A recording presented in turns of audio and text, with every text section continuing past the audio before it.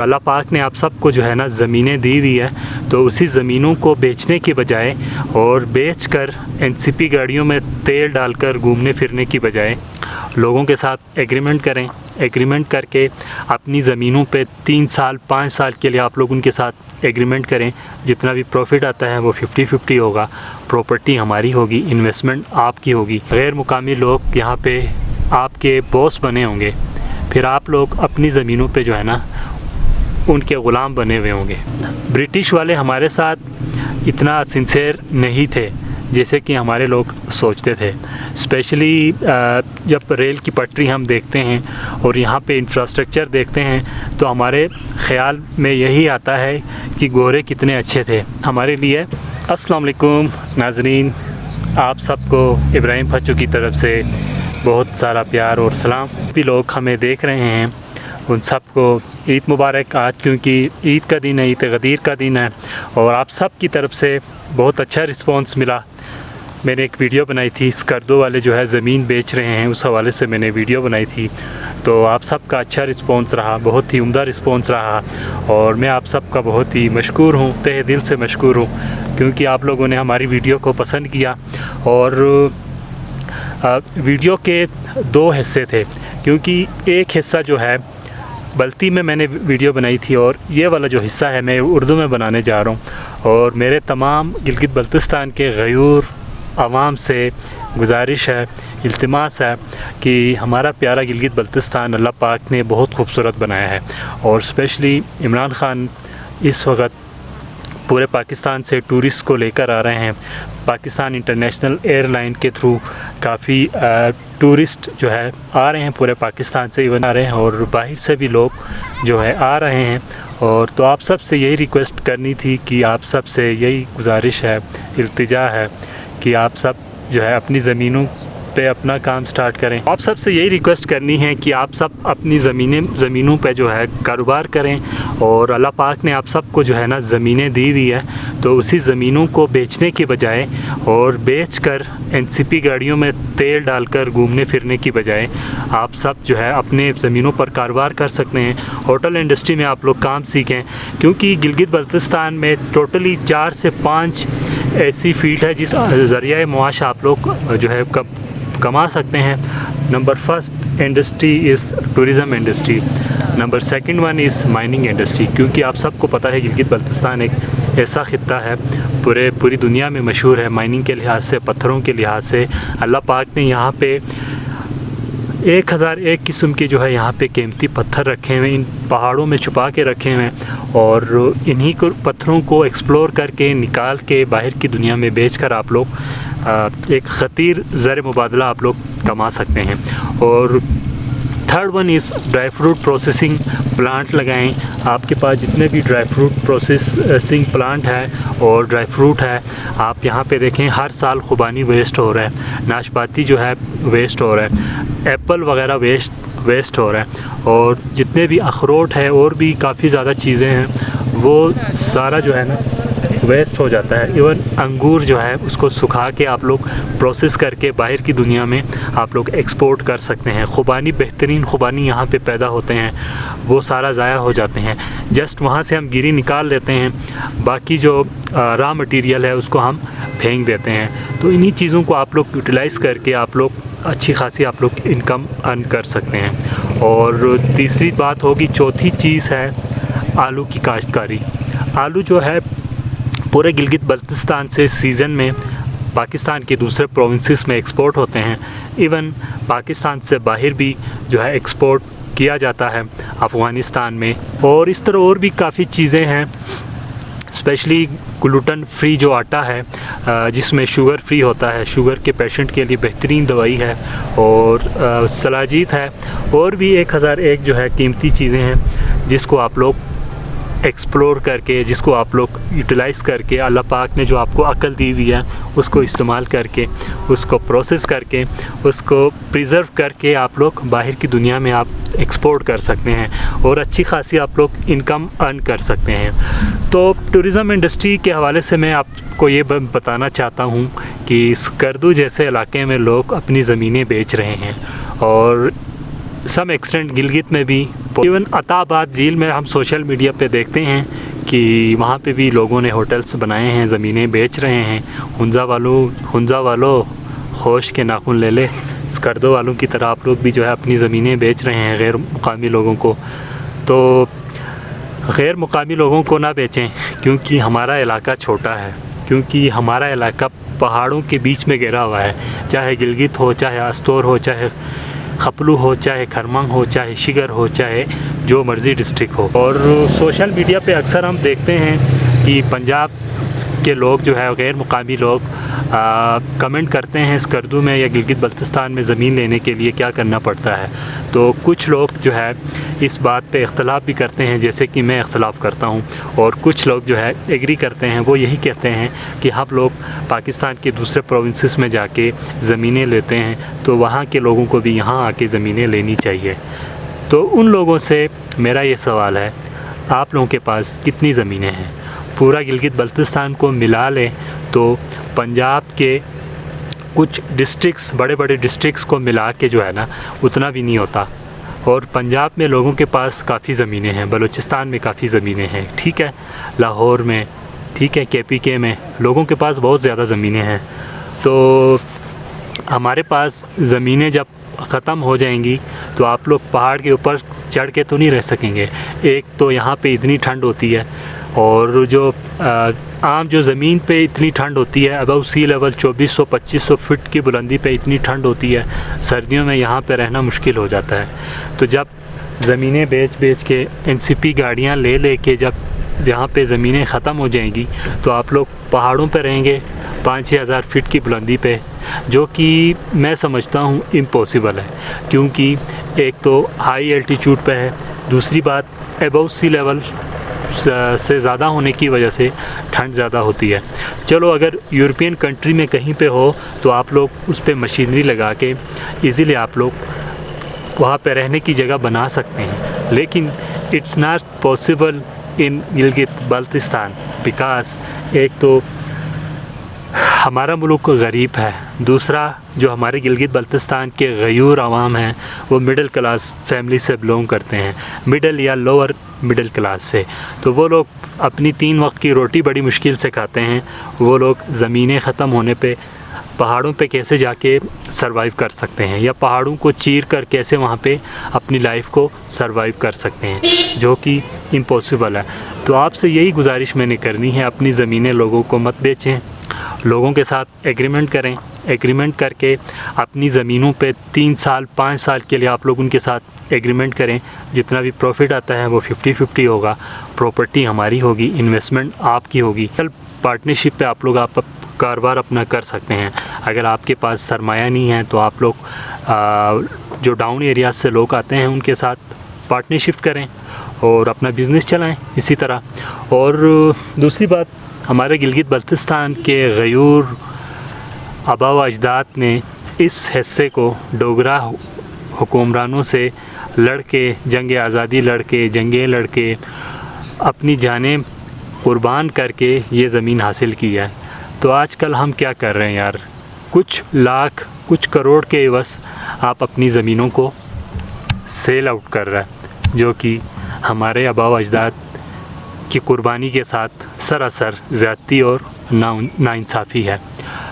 इतना खूबसूरत इलाका हमें अल्लाह पाक ने दिया है। एक तो हमारे आबा व अजदाद की मेहरबानी है, उन्होंने यहाँ से सिखों को, डोगरा राजों को भगाया, वरना हमारा इलाका उसी तरह होता जैसे कि ब्रिटिश राज ने हिंदुस्तान में खुलबुली मचाया था। 16वीं-17वीं सदी में तिजारत के गर्ज से हिंदुस्तान में आए थे ईस्ट इंडिया कंपनी नामी, ठीक है, साहिल समंदर में तिजारत के गर्ज से ही आए थे ना, ब्रिटिश राज ने उनको भेजा था। आहिस्ता करते करते करते वो अपना सल्तनत एक्सपेंड करते गए, और मुग़लिया बादशाह जो कि हज़ारों मील पर हुक्मरानी करते थे, दिन क्या हुआ, ब्रिटिश राज की आर्मी ने सबको यरगमाल बनाया, मतलब मुग़ल बादशाहों को। फिर बहादुर शाह ज़फ़र वाली बात फिर याद आ जाती है, बुलबुल को सियात से न बाग़बान से गिला, किस्मत में क़ैद लिखी है फसले बहार में। यानी कि बहादुर शाह ज़फ़र अपने आखिरी अयाम में ये शेर लिख रहे हैं, ये नज़म लिख रहे हैं कि बादशाह ज़फ़र को किसी से कोई गिला नहीं है, ठीक है, ना बुलबुल को, ना किसी से, ना किसी थर्ड पार्टी से कोई गिला नहीं है। उसकी अपनी लाइफ में यही लिखा था कि किस्मत में क़ैद लिखी है फ़स्ल बहार में। फ़स्ल बहार के सीज़न में बादशाह की किस्मत में ये लिखा था कि चलो जी, आपकी हुक्मरानी आज से ख़त्म, आज से आप हमारे ग़ुलाम बनेंगे। जो ब्रिटिश की जो आर्मी थी, उन्होंने अपने हाथों में जंजीरें लेकर आए थे और बादशाह ज़फ़र को जो है क्या किया था, जंजीरों से बांध के उसको जेल में बंद कर दिया था। फिर जब भी कोई भी दूसरे इलाके से लोग आते हैं, क्योंकि हमारा इलाका मालूमाल है और मालूमाल होने की वजह से पूरे पाकिस्तान में बहुत मशहूर है। एक तो यहाँ के लोग प्यारे हैं, उसी तरह यहाँ का आबो हवा बहुत ही प्यारा है। यहाँ पे लोग अपने दिमागी सुकून के लिए आते हैं, कराची से, लाहौर से, इस्लामाबाद से। उनके पास पैसा तो बहुत है, लेकिन मशीनें यूज़ कर के, रोज़मर्रा ज़िंदगी में जो है चीज़ों को यूज़ कर के ऑर्गेनिक चीज़ें उनको नहीं मिलती। हर चीज़ में मिलावट, हर चीज़ में केमिकल, हर चीज़ में, इवन हवा में भी आप देख लेना तो वो गर्द और गंदा हवा होगा, ठीक है, साफ़ नहीं होगा। तो सांस जो है ना, सांस प्रॉब्लम भी जो है उसी से क्रिएट हो जाते हैं। तो कहने का मतलब ये है, हमारा गिलगित बल्तिस्तान अल्लाह पाक ने ये देखें इतना खूबसूरत बनाया है, क्या कंट्रास्ट हमें बना के दिया यार, फिर भी हम लोग कदर नहीं करते। अक़ल और शऊर से हम लोग, अपने दिमाग से हम काम नहीं लेते, अपने दिमाग से और अपने अक़ल से अल्लाह पाक ने जो हमें दी हुई है उसको हम यूटिलाइज़ नहीं करते हैं। तो फिर आखिर में यही होगा, जो ब्रिटिश राज ने इंडिया में गंद मचाया था, उसी तरह जो गैर मुकामी लोग हैं ना, वो भी आके इसी तरह करेंगे। तो आपसे यही रिक्वेस्ट करूँगा, गिलगित बल्तिस्तान के नौजवानों से यही रिक्वेस्ट करूँगा, आप लोग डाउन एरियाज़ में पढ़ने जाते हैं, पढ़ के आप लोग डिग्री लेकर आएँ और वहाँ से आप लोग हुनर भी सीखें। होटलिंग इंडस्ट्री में आप लोग घुस जाएँ, 2-3 साल आराम से वहाँ बैठ के काम करें।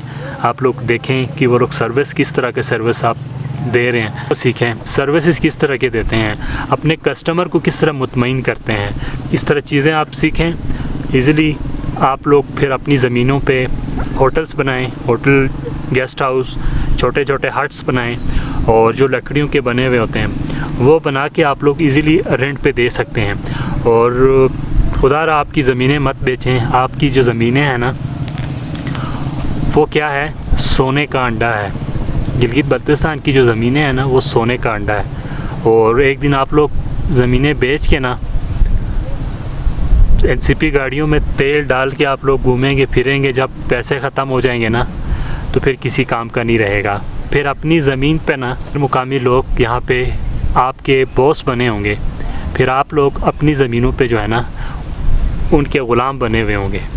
ज़मीनें आपकी अपनी होगी लेकिन आप उनके ग़ुलाम बने होंगे, 15-20 हज़ार में आप लोग उनके साथ काम कर रहे होंगे। तो इस चीज़ से बचने के लिए अपनी ज़मीनों को जो है बचाएं। गिलगित बल्तिस्तान के खूबसूरत मुकामात की ज़मीनों को बचाएं। अस्तोर, गिलगित, हुंजा, स्कर्दो, खपलू, शिगर, गांचे, चिलास, नगर, ये सारे हमारे अपने हैं, हमारा अपना इलाका है। हमारे आबा व अजदाद ने जंगें लड़कर आज़ादी हासिल की थी। याद है ना आपको 1948 में। एक अदना सा बंदा हूँ, छोटा सा मैंने कोशिश की है, अपने मैसेज को कन्वे करने की कोशिश की है ताकि आवाम समझ सकें। और स्किल आप लोग अवेल करें, अपनी ज़मीनों पे काम करें। तो इंशाल्लाह जब आप लोगों के पास पैसे आएंगे तो आप TZ, NCP TZ और NCP प्राडो की जगह पे 1 नंबर TZ और 1 नंबर फार्चूनर लेके पूरे पाकिस्तान की, पूरी दुनिया में आप लोग सीना चौड़ा करके घूम सकेंगे।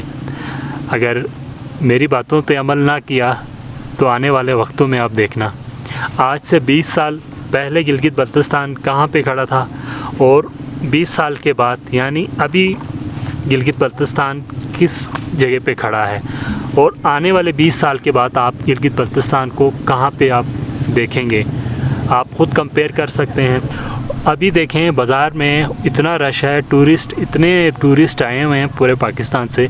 PIA की तरफ से फ़्लाइट्स ऑपरेट होने की वजह से पाकिस्तान के बड़े बड़े शहरों से जो है ना लोग भर के आ रहे हैं, जहाज़ फ्लाइट्स भर के लोग आ रहे हैं, और यहाँ पे लोग ज़मीनें धड़ाधड़ ले रहे हैं, और हमारे जो लोग हैं ना, आंखें बंद करके अपनी ज़मीनों को धड़ाधड़ बेची जा रहा है।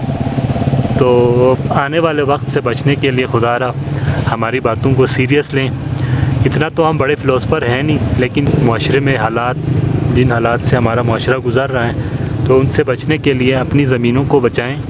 और इसमें एक बात कोट करना चाहूँगा कि इंडिया का एक राइटर है शशि थरूर, वो मैंने अपनी दूसरी वीडियो में भी इसी का रेफरेंस दिया था।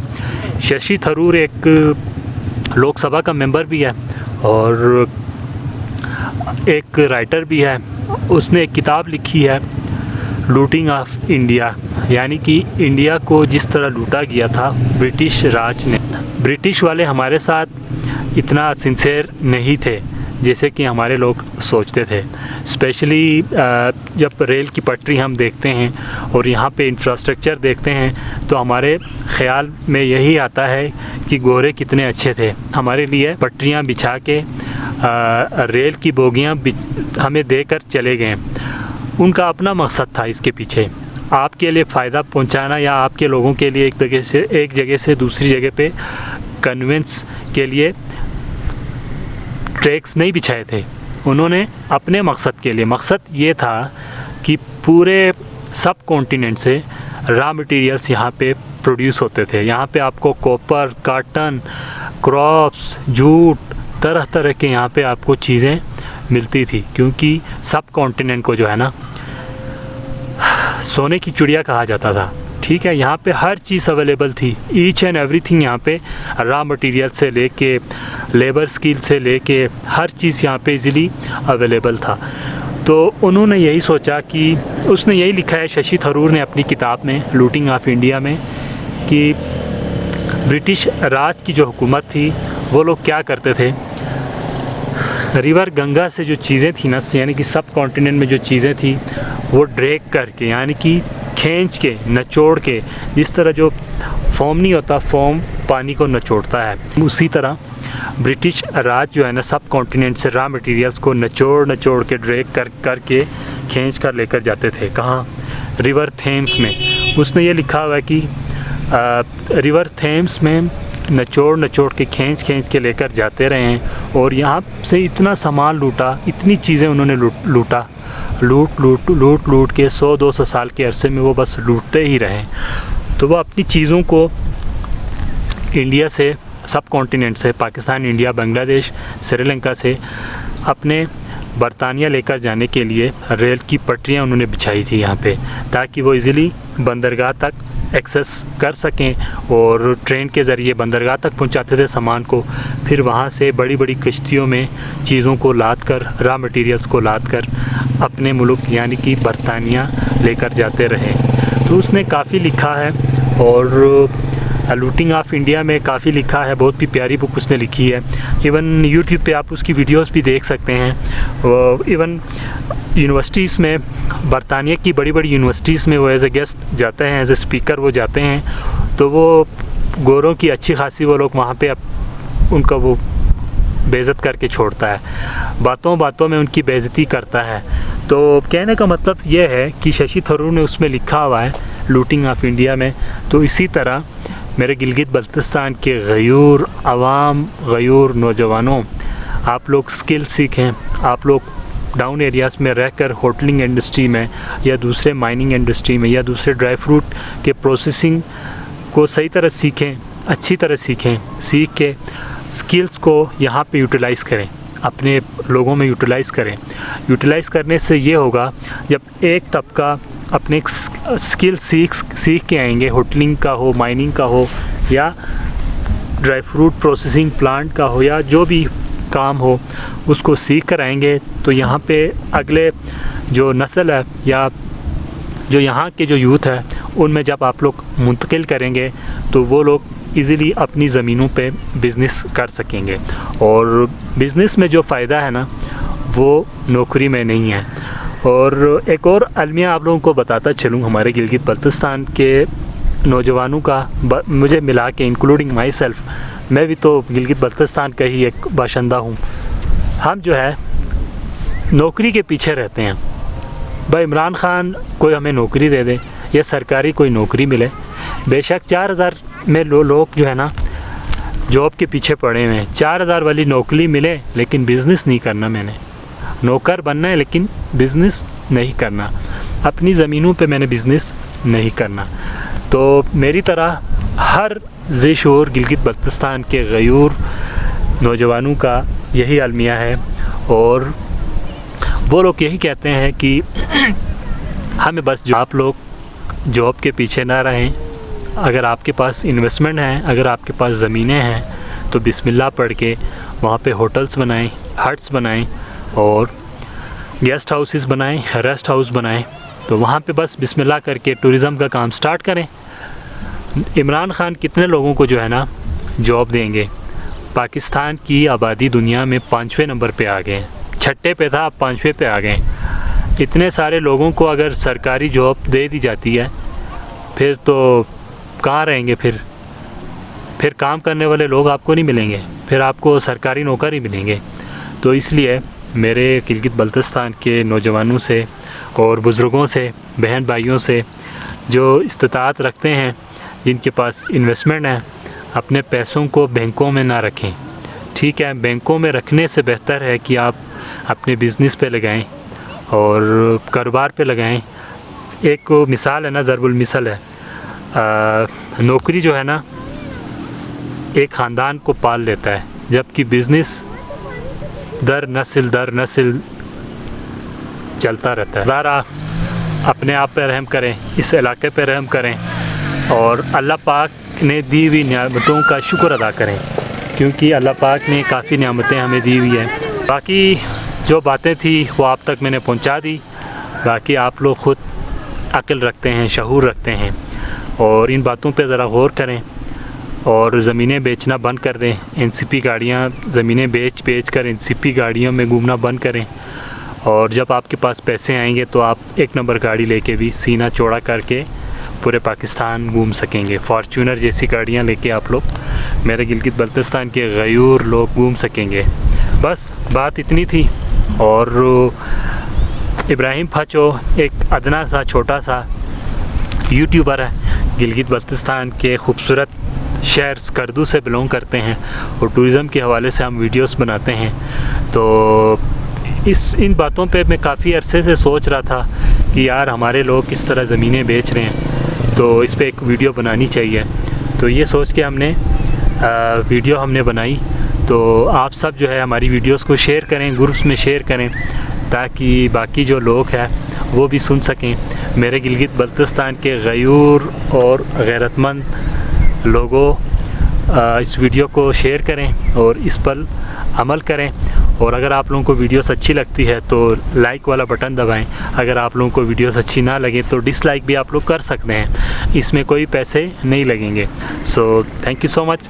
और आपके मेज़बान आप सबका प्यारा भाई इब्राहिम फाचो को इजाज़त दें। अपनी दुआओं में याद रखें। अल्लाह हाफ़िज़।